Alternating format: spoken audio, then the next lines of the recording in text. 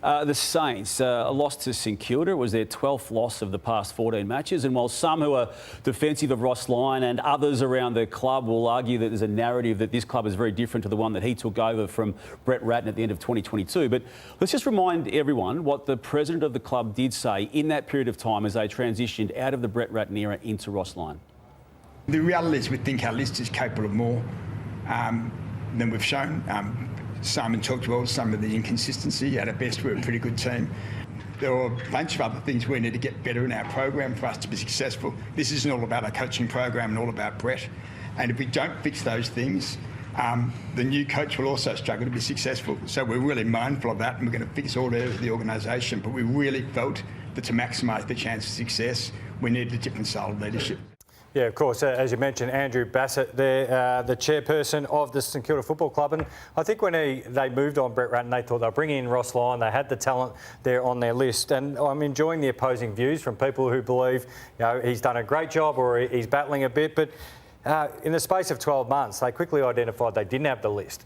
And what I've been really bullish on is the young crop of Saints that they've got, and they've got to actually keep them together. So we often have the discussion about TDK and all these other players they're trying to attract, but they've got to keep this group that they've got. And Wanganeen-Milera is obviously the absolute top of the pile of that, but they've got Taru, Travalia, to name them, of course, Darcy Wilson, Phillippo, Owens, Windhager. They've got to keep them all together, but I just found it really interesting when they brought Ross in. I think they thought they were a bit closer.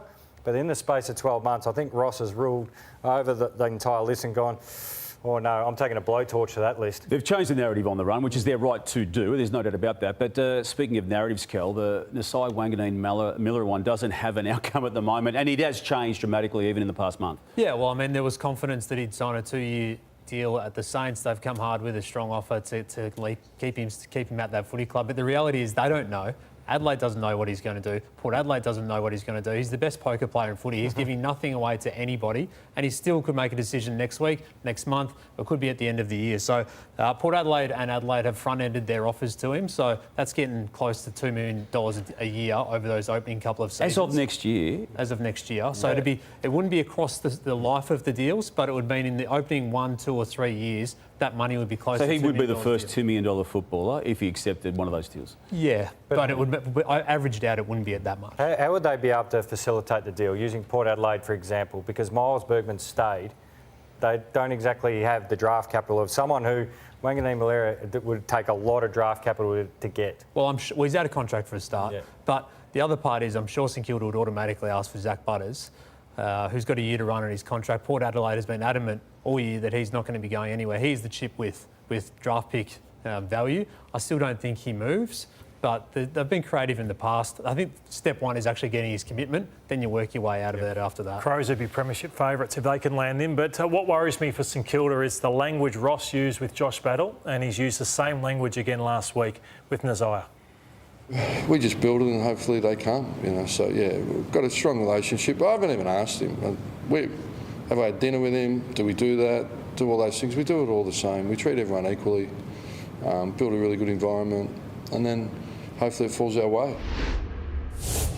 Yeah, I've got no idea. Build it and they'll come. Develop our players, support them, make it a safe environment, and then at the end of the day, they're good enough to keep them. We're not. Not losing too much sleep over it.